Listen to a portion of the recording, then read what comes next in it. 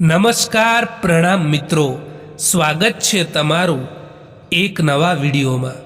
દોસ્તો, આજનો વિડીયો જીવનમાં એકલા પડી ગયા છો, કોઈ પોતાનું રડાવે તો શું કરવું જોઈએ એના વિશે છે। ચેનલમાં નવા હો તો લાઈક, શેર અને સબસ્ક્રાઈબ જરૂર કરો અને આ વિડીયોને અંત સુધી જરૂર જુઓ, જેથી પૂરતી માહિતી મળી શકે। તો ચાલો શરૂ કરીએ। તમારા જીવનમાં કેટલી મુસીબતો છે એનાથી ફરક નથી પડતો, ફરક તો એનાથી પડે છે કે તમે એ મુસીબતોનો સામનો કરીને કેવી રીતે પોતાનો રસ્તો બનાવો છો।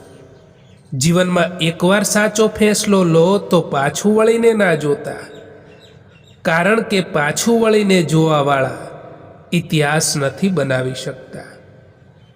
ફક્ત દેખાવા માટે સારું હોવું એ ખરાબથી પણ ખરાબ હોય છે।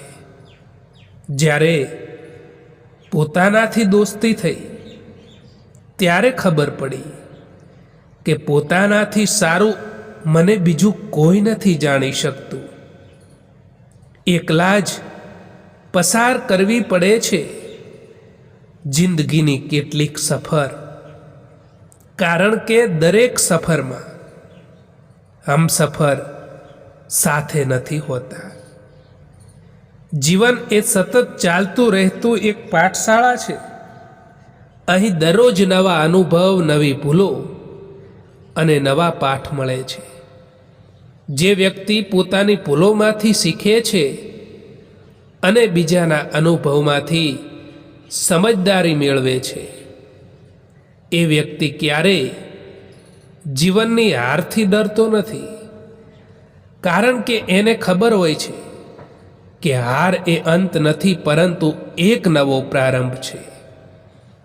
તમારા દુઃખી થવાથી કે રડવાથી કોઈને કંઈ પણ ફરક નથી પડતો, એટલા માટે જીવનમાં હંમેશા ખુશ રહો અને પોતાના કાર્યમાં ધ્યાન આપો।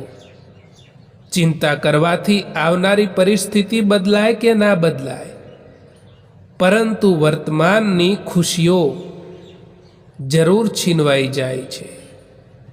એ લોકો પણ સમયની સાથે બદલાઈ જતા હોય છે, જે લોકોનો સમય આપણા વિના જતો જ ન હતો। કોઈને કંઈ ફરક નથી પડતો કે તમે કેવી પરિસ્થિતિમાં જઈ રહ્યા છો।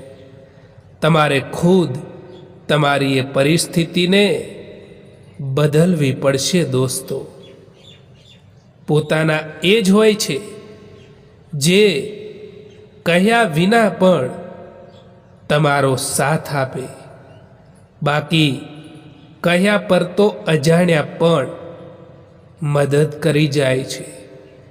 સત્ય કડવું નથી હોતું સાહેબ, પરંતુ સ્વાદ અનુસાર ના મળે એટલે ગળે નથી ઉતરતું। દોસ્તો, આ વિડીયો પસંદ આવ્યો હોય તો આ ચેનલને સબસ્ક્રાઈબ જરૂર કરો। વિડીયો જોવા માટે આભાર।